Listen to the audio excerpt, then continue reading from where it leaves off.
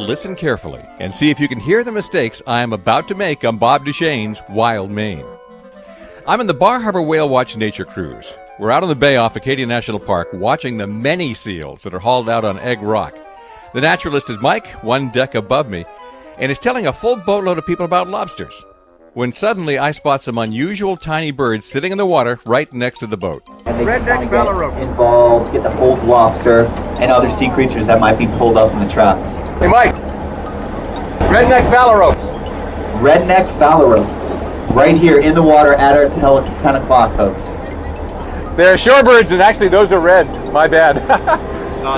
They're reds. Those were red phalaropes. They're small shorebirds that actually winter on the ocean. Okay. Mistake number 1. I interrupted the poor naturalist in mid-sentence. Number 2, the poor guy doesn't even know what a phalarope is. In fact, not many people do. What was I thinking? Number 3, I didn't even get the initial ID right. These were red phalaropes, not rednecked. Who does this Bob Duchesne guy think he is?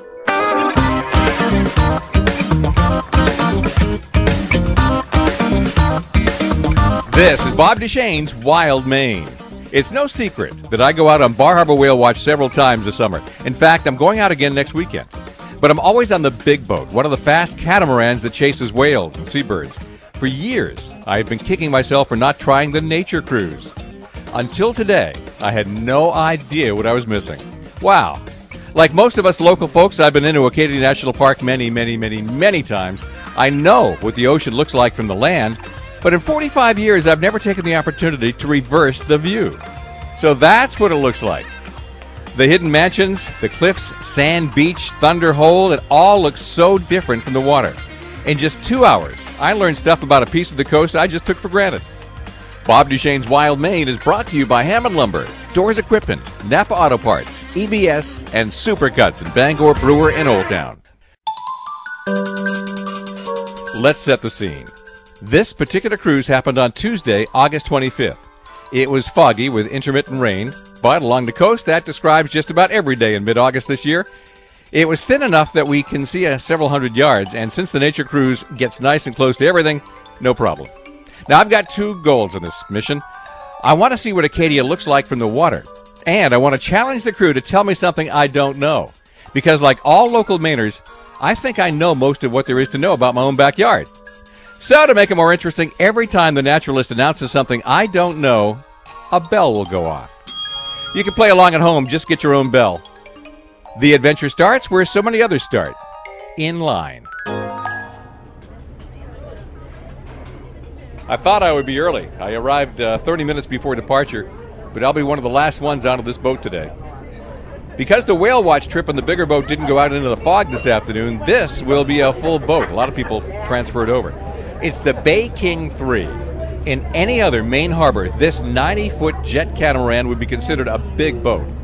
But it seems small next to the 2 Whale Watch catamarans tied up on the same dock, the Friendship 5 and the Atlantic Cat. Those 2 boats are the biggest, fastest Whale Watch boats in North America. The Bay King 3 has 2 decks, lots of inside seating, and even the top deck has a canopy for inclement weather. If there's room, I'm planning to go right to the front. On all of these boats, I have my favorite spots, and frankly, I'm not telling you where they are. Everybody getting on board stops for a photo. If you want the souvenir, the print will be waiting for you in the dock when you return. All right, folks, if I could have the next group that's ready right here for a quick photo. I'm not going to buy it, but you can take it. Thank you. Just get my good side. 1, 2, 3. Joke is on you. I don't have a good side.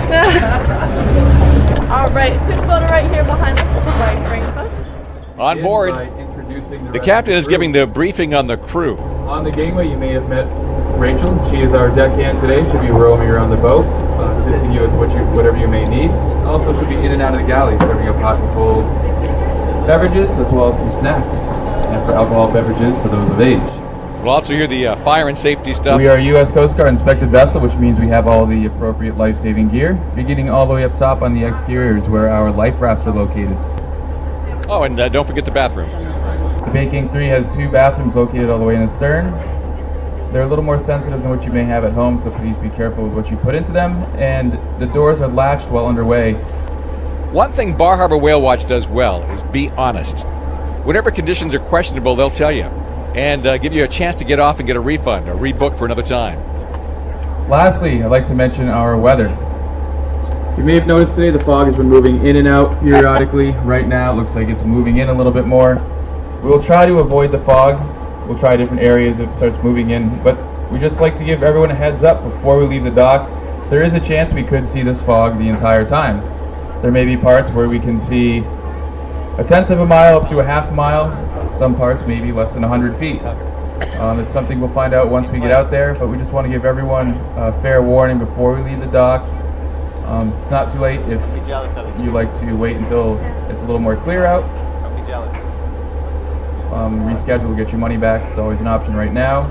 I was on a whale watch a couple of weeks ago in the Friendship 5, and the captain spent nearly 5 minutes explaining that offshore fog was going to make whales difficult to find. And worse, fog makes the chance of seasickness much higher. For sensitive people, when you can't see the horizon, even gentle swells can do you in. These guys give you every chance to think twice. Now me, I've never thought twice. Let me out. Mike's up next. He's today's naturalist and guide. I hope you're loving life. I know I am. Welcome to Bay King 3 for the nature cruise. My name is Mike and I will be your guide for today, your naturalist. We got an exciting trip planned. We're going to be heading out along Frenchman's Bay, possibly seeing some scenes, some sections of Acadia National Park from the water. I don't know if you folks have been in Acadia National Park yet, but it is incredible. It's very beautiful, and seeing it from the water is something completely different. A lot of vantage points we're going to get to see, a lot of people don't get to see on land. As we pull away from the dock, the first natural feature is the sandbar that gives Bar Harbor its name. It connects to Bar Island. So without further ado, we'll get started with the tour. If you look over at our 6 or 7 o'clock, you see that exposed bar right there? That connects to Bar Island. And Bar Island is over there at 8 o'clock. That is a part of Acadia National Park. And you can actually walk across from Bar Harbor to Bar Island at low tide.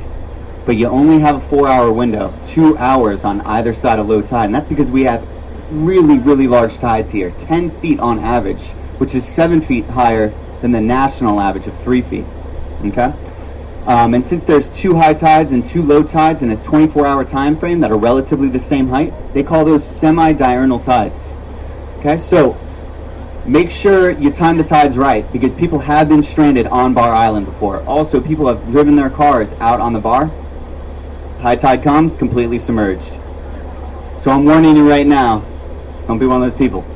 The next landmark I'd like to point out is at our 5 o'clock.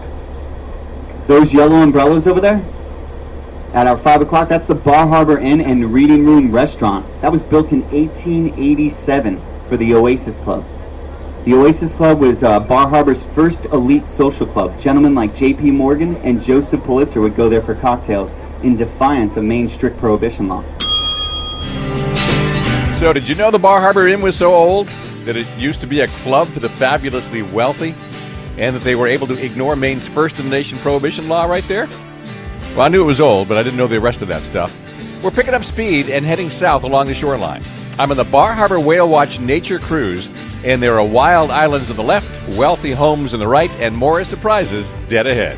This is Bob Duchesne's Wild Maine on Sports Radio 92.9 The Ticket.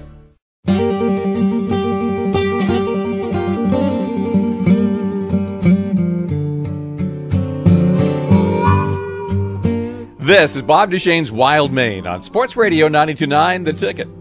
I'm on the Bar Harbor Whale Watch Nature Cruise.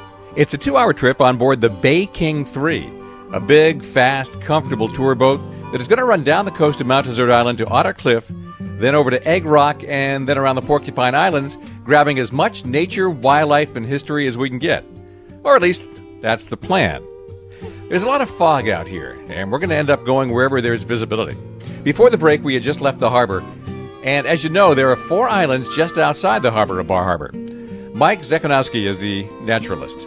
Now remember, anytime he says something I didn't know, this little bell will go off. Since we're about to go by the secret part of Bar Harbor where the oceanside mansions are, and you and I aren't allowed to go, I think it may go off quite a bit over the next several minutes. Closest island right there, that is Sheep Porcupine. Around at 8:30, 9 o'clock, off in the distance, with that lighter shade of rock on the right-hand side of it, that is Burnt Porcupine. And then further off in the distance, you barely can see it, that is Long Porcupine. And the last porcupine island over here at 10 o'clock with the breakwater attached to it, that's bald porcupine. And you can imagine why they got the name Porcupine Islands. They kind of look like the back of porcupines on the water. Huh. I always heard the Abnaki Indian story that Glooskap got mad at some porcupines up on Cadillac Mountain and threw them out there. Yeah, okay. Now there's another interesting, it's actually a rock I'd like to point out to you. A gigantic boulder. And it's right over there at our 3 o'clock. Just past that rockweed, seaweed area right there, before the shore path though.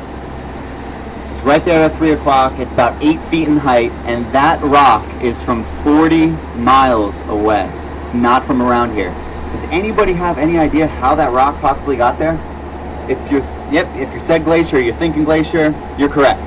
That's because 25,000 years ago was the last ice age, and there was an ice sheet called the Wisconsin ice sheet that was 1.5 miles thick that stretched 350 miles off the present coast of Maine and as far south as Long Island. That's an eagle coming this way, a juvenile. Checking out that bird right there at our 9 o'clock. I believe that's a bald eagle.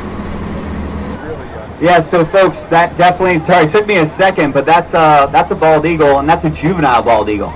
Okay? So you're not seeing that white head that it has? Yeah, there's a bunch of them out here in the bay with a couple of nests nearby. And that's because it takes about at least to the age of 5 to develop that white head that we know for the bald eagle. Okay, so juvenile, that was amazing. Right off the bat, past our stern at 6 o'clock. Now it's over at our 5 o'clock. We saw a bald eagle. That's fantastic.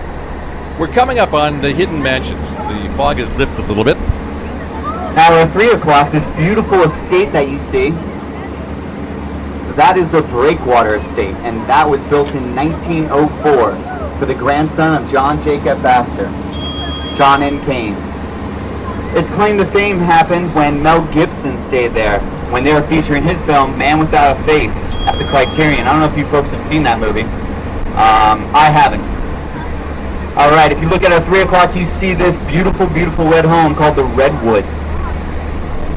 That was the first shingle-style sided house that was built in the United States. The architect was William Ralph Emerson. He was a famous architect out of Boston. This is great. I've never seen this part of the coast from the nearby water. When you're driving down Schooner Head Road, you just can't see this from the land. Another beautiful, beautiful estate that you see over here at 3 o'clock with that beautiful lawn there, that is Carnarvon, and that was actually owned by the heirs to the Campbell Soup Company. Originally it was built for a man named John Stuart Kennedy.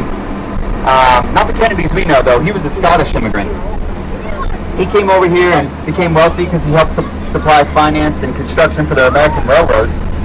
And eventually a man named John Dorrance purchased Carnarvon. And he was a chemist for the Campbell Soup Company. He actually invented condensed soup, which we've all contributed to that fortune.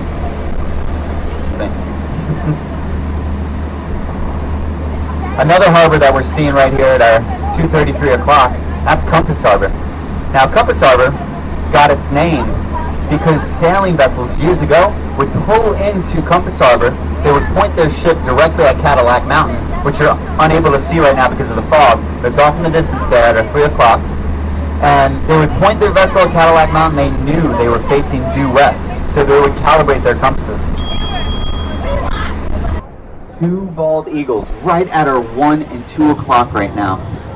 Oh, this is fantastic. Well, this is the nature part of the nature cruise. 2 adult bald eagles perched high above the boat. 2 adult bald eagles. Captain Bryce is going to actually spin the boat so everybody can kind of see on all sides. So if you're worried about seeing these bald eagles right now, it's okay. We're going to spin the boat so the other side gets to see.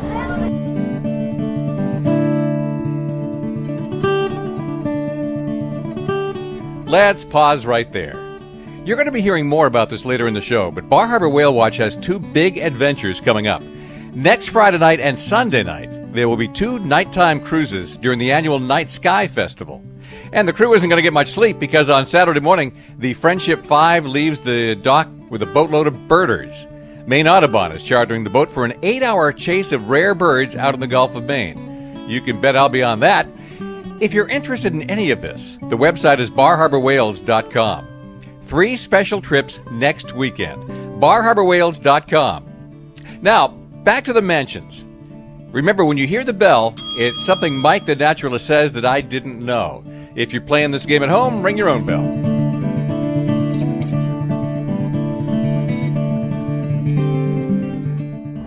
Another estate I'd like to point out to you is right here at 2 o'clock, that old brick wall right there with some lichen on it, which is a fungus. That is what's left of Joseph Pulitzer's estate. I'm sure you folks are familiar with the Pulitzer Prize. Well, he used to live in Bar Harbor, downtown Bar Harbor, and as he got older, he started getting annoyed with a lot of the loud noises of downtown and the carriage roads and the hooves on the cobblestone. So he got this extravagant place built right out here called Chatwold. And it was it had a multi-story garage with an elevator in it. It had a 100-foot tall tower of silence, and the walls were stuffed with steel wool. And at the bottom of that tower was the East Coast's first steam-heated swimming pool. Now, the tower wasn't perfect because they could still hear the foghorn from Egg Rock Lighthouse. So he asked the Coast Guard if he can just shut that off. And of course, they didn't. They said it's vital to maritime safety. But what they did do is they actually pointed the foghorn, so the main blast was pointed away from Chatwold. And it's still pointing that direction to this day. It's amazing what money can do. I'm in the Bay King 3 enjoying a nature cruise with Bar Harbor Whale Watch. Mike Sekanowski is the naturalist we're hearing. We've just gone past the High Seas Estate, that big mansion that sits high above the ocean. It has a colorful past and was more recently gifted to Jackson Laboratory. Once we get past here, there are just a few more mansions, and then we'll get up to Great Head, which is the beginning of Acadia National Park, along the ocean side from Bar Harbor. I know it's a little foggy right now, but there is a mountain that I want to point out. It's just behind the High Seas Estate, and it's off in the fog there. All those trees kind of lead up to the top of this mountain called Champlain Mountain, which was actually named after Samuel de Champlain, who sailed here in 1604. Also, Champlain Mountain actually suffered a rock slide back in 2006. There was a 4.2 magnitude earthquake that occurred here. Now, the reason that is, even though Maine is not on a fault, because of that glacier I talked to you about before, the land here is still rebounding, so we do get some seismic activity. I'd like to take a chance and talk about the Great Fire of 1947. I know I mentioned it a couple times, so I'll give you some info about it. It happened in Halls Cove at a garbage dump that got out of control, the fire, and it burned for 24 days. It destroyed 200 private homes and 70 luxurious cottages, and also thousands of acres of Acadia National Park. Now that definitely changed the economy a lot in Bar Harbor, but also the ecology in this area.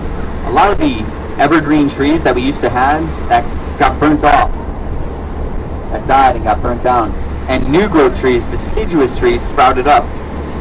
Now, because of those deciduous trees that we have here, we have amazing falls. The fall colors are just incredible. But we also get various species of seabirds, or various birds that migrate here, as well as different animals as well.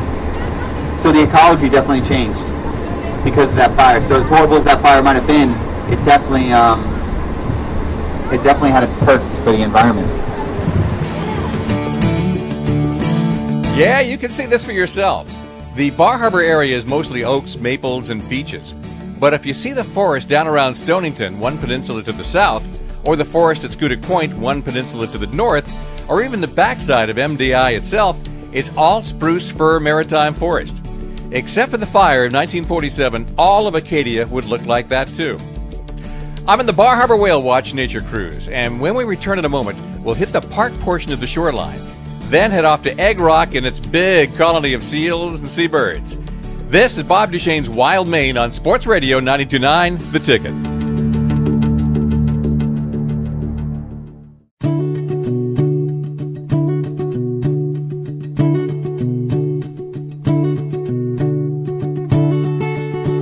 This is Bob Duchesne's Wild Maine. Saturday mornings at 9, Sunday mornings at 8 on Sports Radio 92.9 The Ticket. Today's show is coming to you from the deck of the Bay King 3.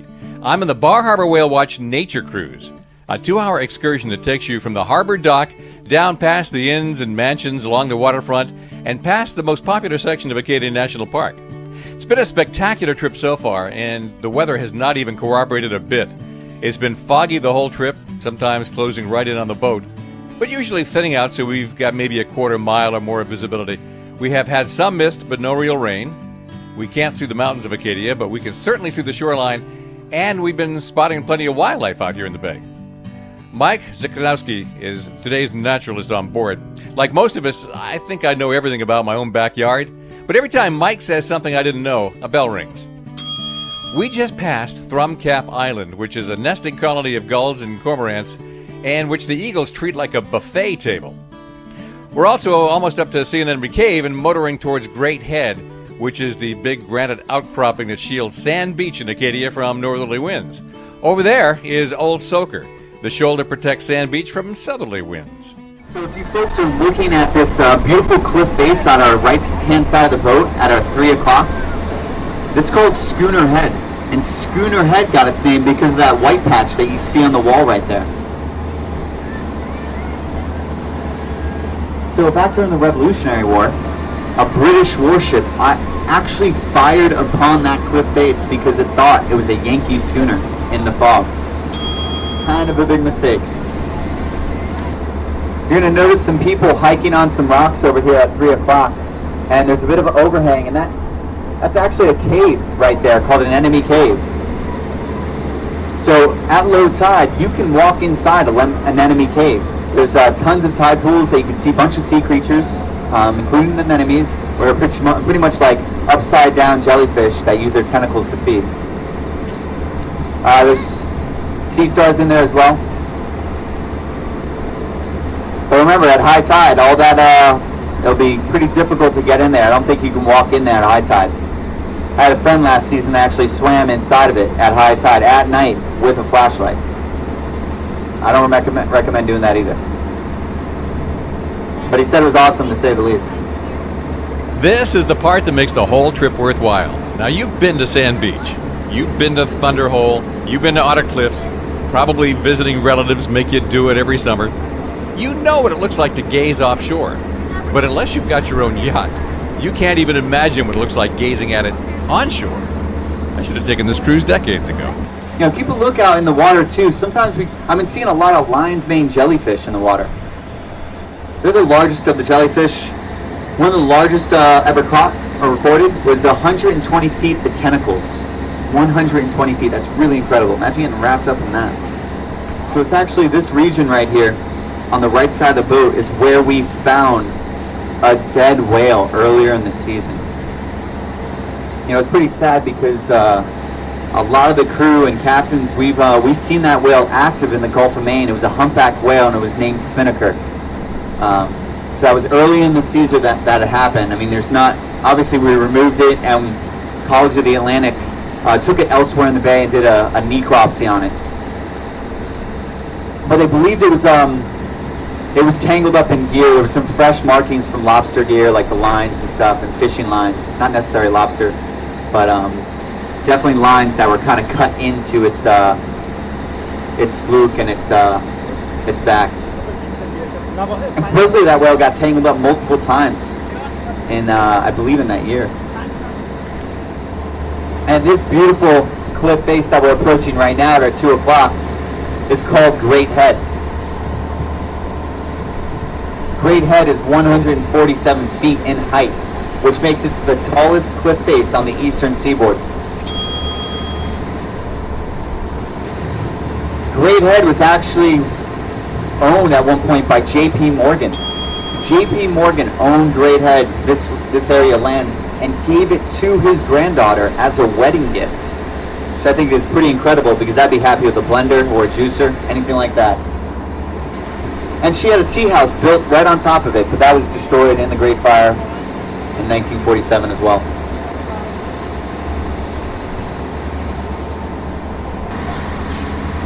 So we're going to go around this bend a little bit, and we're going to see, hopefully we can see Sand Beach, and we can.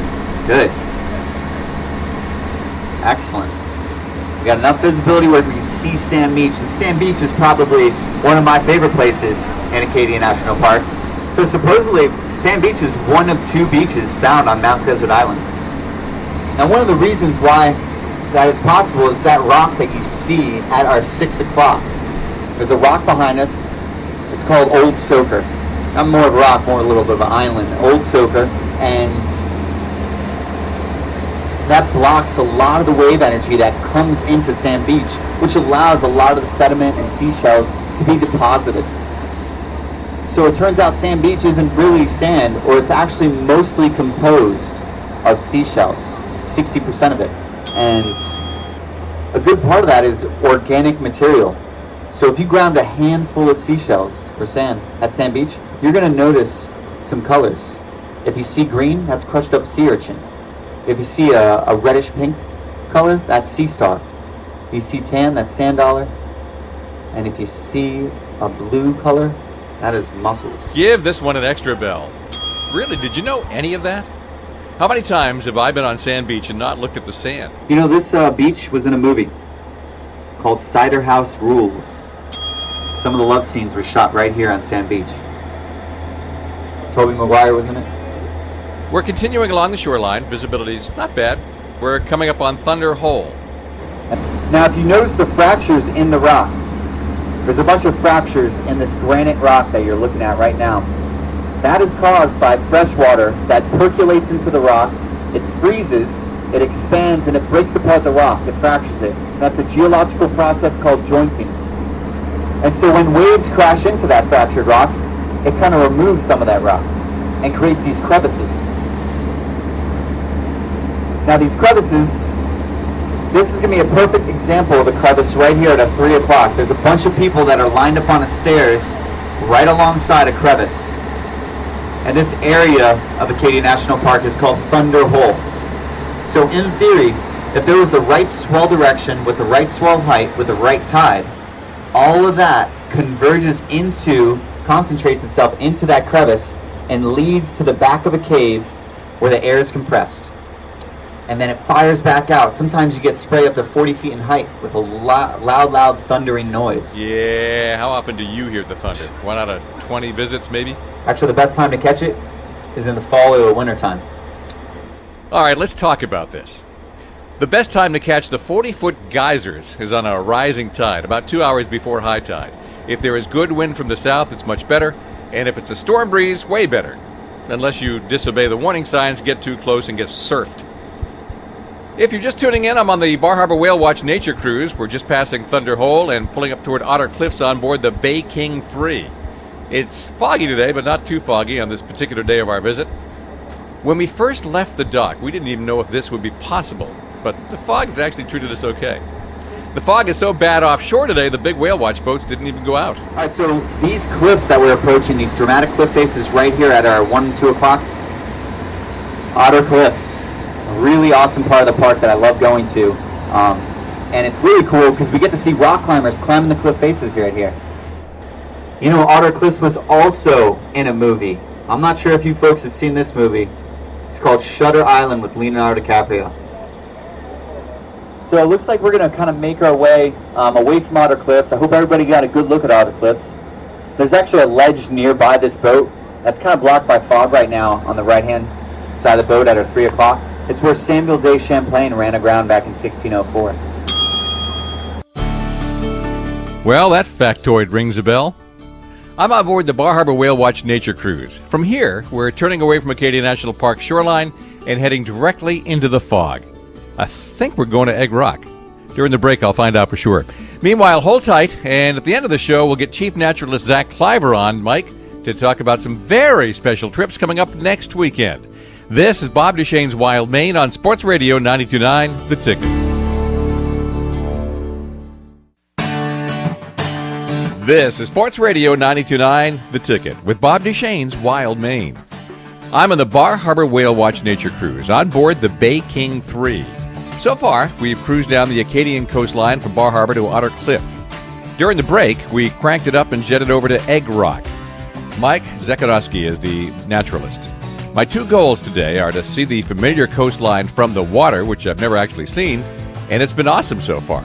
And to see what these guys can tell me that I don't already know. Whenever that happens, a bell rings. Now, you can ring your own bell when you hear something you don't know. Unfortunately, as was disclosed at the top of the show, I managed to interrupt the naturalist in mid-sentence with something he didn't know. We resumed the tour at Egg Rock. And if you ever want to see firsthand what it takes to haul a lobster trap and get it on board, pull the lobster off, measure it, the whole process, that's the boat you want to go on. And it's really amazing for kids, too, because there's a touch tank on board. And they can kind of get involved, get to hold lobster and other sea creatures that might be pulled up in the traps. Hey, Mike, redneck phalaropes. Redneck phalarope, right here in the water at our 10 o'clock, folks. They're shorebirds, and actually those are reds. My bad. Those were red phalaropes. They're small shorebirds that actually winter on the ocean. Okay. So I was talking to a gentleman up on the bow, Bob. He said that those are red phalaropes, and you said there were shorebirds? Yep. Shorebirds that actually winter out on the ocean, which is pretty incredible. So here you go. If you're ever out in the Gulf of Maine and you see these tiny white ping-pong balls fly up from floating mats of seaweed, they're phalaropes. We have red and rednecked out there, and that's already more than you wanted to know. So let's talk seals. So if you folks keep your eyes peeled, actually, on Egg Rock, over here at our 2:30 right now, you're going to notice some seals, actually.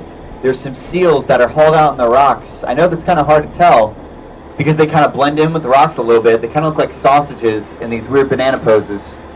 But those are seals, and mainly the main species that we see out here are harbor seals.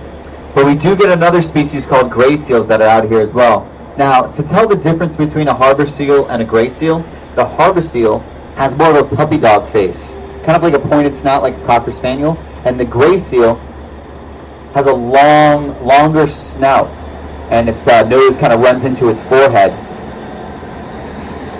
Another difference between the both of them, besides their face, is their size.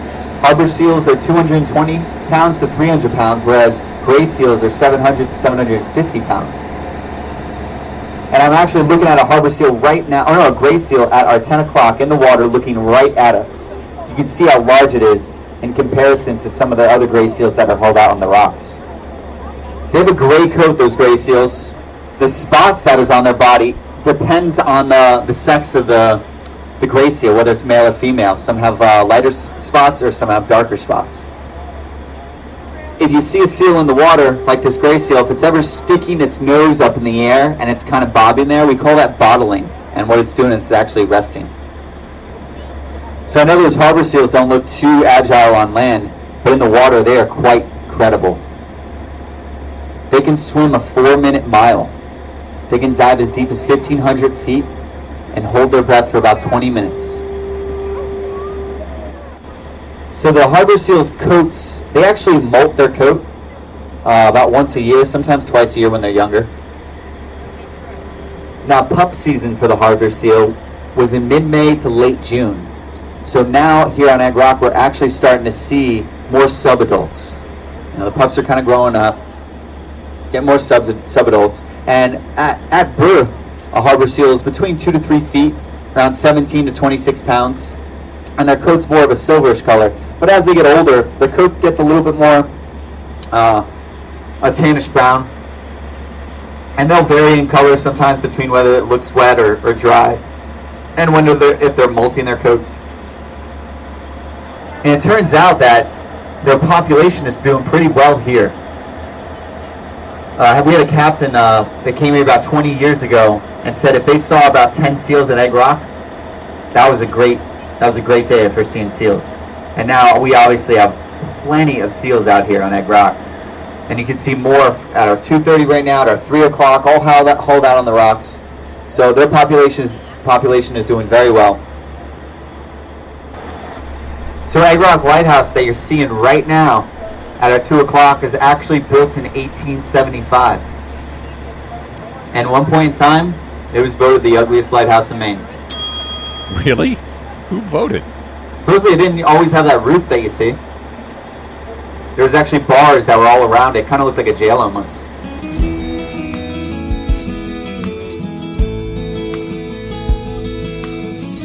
I'm in the Bar Harbor Whale Watch Nature Cruise, and I'm especially curious to learn things I didn't know about my own backyard.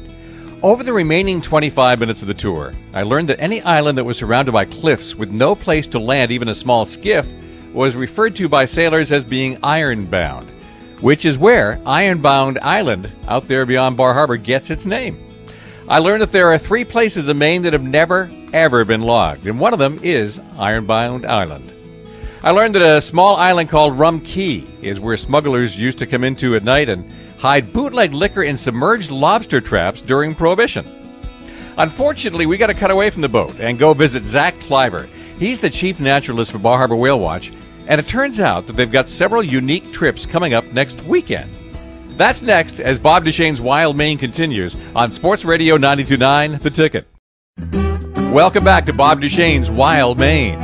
I'm at Bar Harbor Whale Watch, where I've just gotten off the Bay King 3, the 90-foot jet-powered boat that takes people on the nature cruise from Bar Harbor down to Otter Cliffs in Acadia National Park, out to Egg Rock, and over to the islands outside the harbor, enjoying the views, the nature, and the wildlife. Zach Cliver is chief naturalist for Bar Harbor Whale Watch, and there are some unique cruises coming up next weekend. Zach Cliver, welcome back to Bob Duchesne's Wild Maine. Hey, it's great to be here. Yeah, this is like, I don't know, your 3rd or 4th time on the show now. Yeah, I feel very popular. Yeah. I just get off the Bay King 3. Yeah. I did the nature tour for the first time ever. I've been looking at that boat for like as long as it's been in the harbor, and I've been saying to myself for decades now, Bob, you got to take this boat. But I haven't until today, and I appreciate the opportunity to do it. Yeah, we're really glad you were able to come on board. It's a great tour. You get the entire shoreline of Mount Desert Island and all of the park from the ocean, and we get to see a lot of eagles and seals and a great abundance of life in the bay. And we've also been very fortunate the last couple of years to have peregrine falcons nesting on Ironbound Island. So we've been able to watch peregrines raising their chicks up, very close. We get beautiful looks at them, and so it's a really a wonderful trip. Yeah. I did notice the peregrine falcon float right by as he was up there gliding over the cliffs as we went by. So he's still there. Fantastic. Yeah.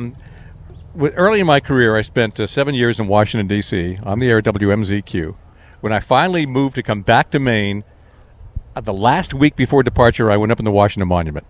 I lived there for 7 years and never did the obvious. And Mainers do the same bloody thing. It's like we've got this great abundance here of opportunities, but we so take it for granted we never get around to doing it. So now you've got Bar Harbor Whale Watch, which is extraordinary. The nature tour is extraordinary. I have been into Acadia Park how many times? God. But I've only seen it from the land. I've never seen it from the water side, and it's really different. Do you get a lot of natives saying, geez, I wish I'd done this earlier?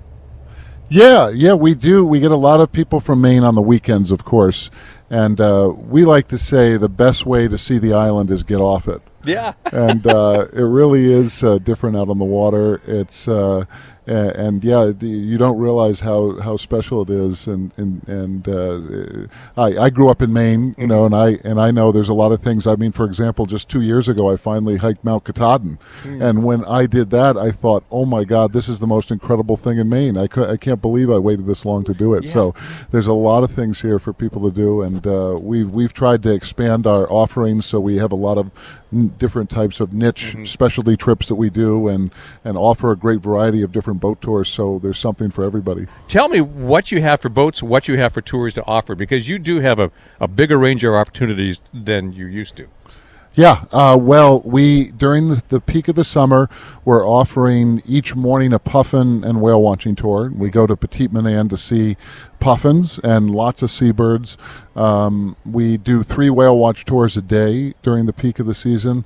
We also are offering a lighthouse tour each day, and we've divided that into 2 unique trips each week. One, we see 5 area lighthouses, island lighthouses, and then the other offering is 4 lighthouses, but we go up into Somme Sound, and that is a beautiful part of the island, and rarely have people been on the water up in the Sound, so we really felt like it was important to keep that viable for people to have that experience.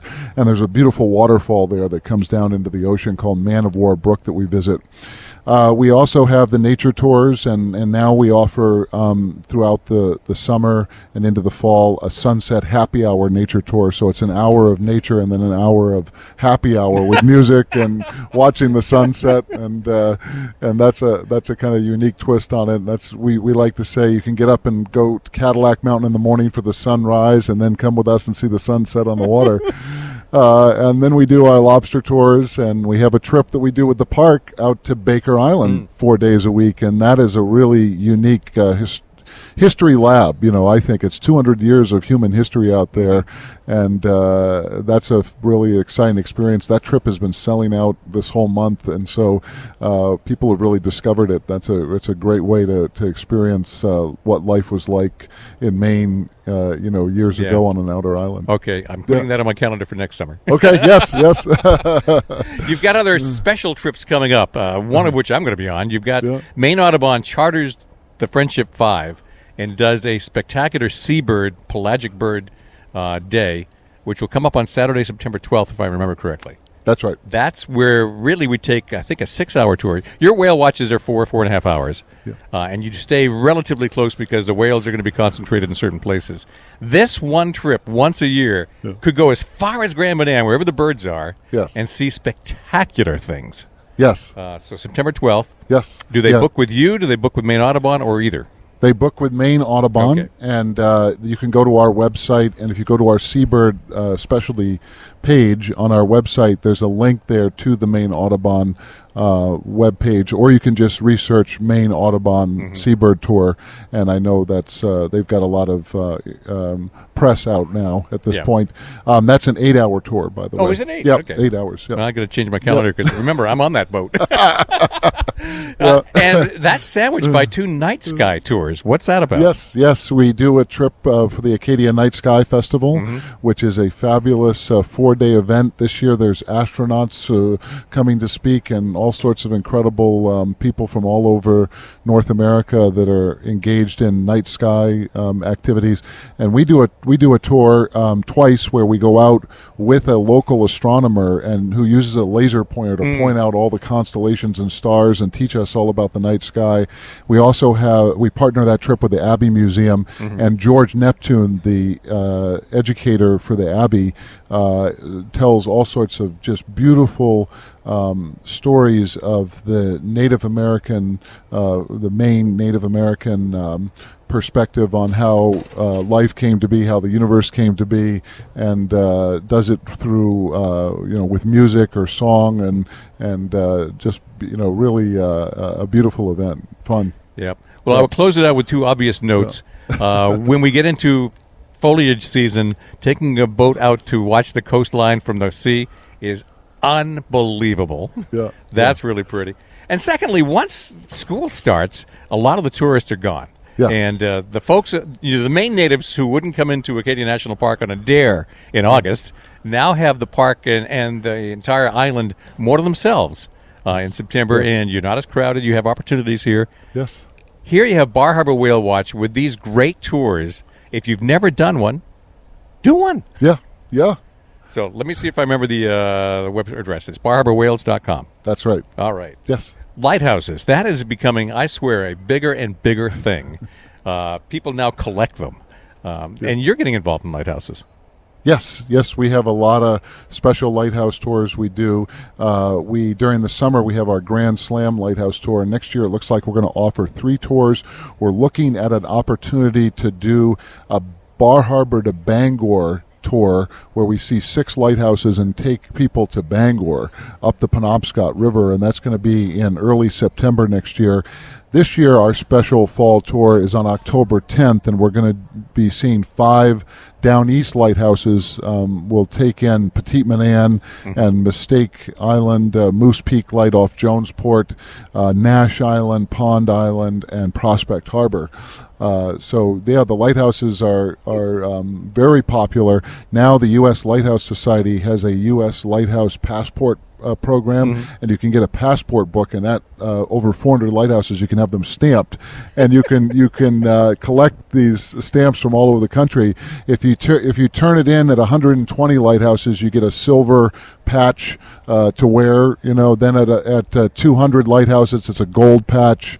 And eventually you get up to, I think, if you get stamps for 240 lighthouses, you get a platinum patch. It's about the size of a dinner plate, and it goes right on your chest. We Americans will fall for anything.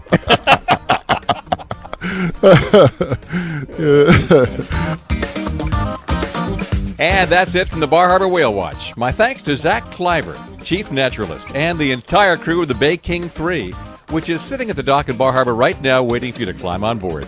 And that's the moral of today's story. We get so used to our spectacular surroundings in Maine that we often don't take advantage of all the opportunities we have.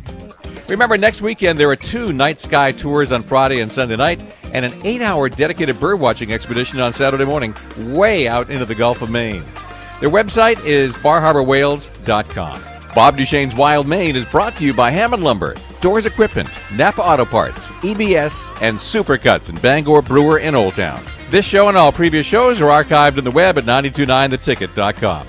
Join me again every Saturday at 9, Sunday at 8 on Sports Radio 92.9 The Ticket.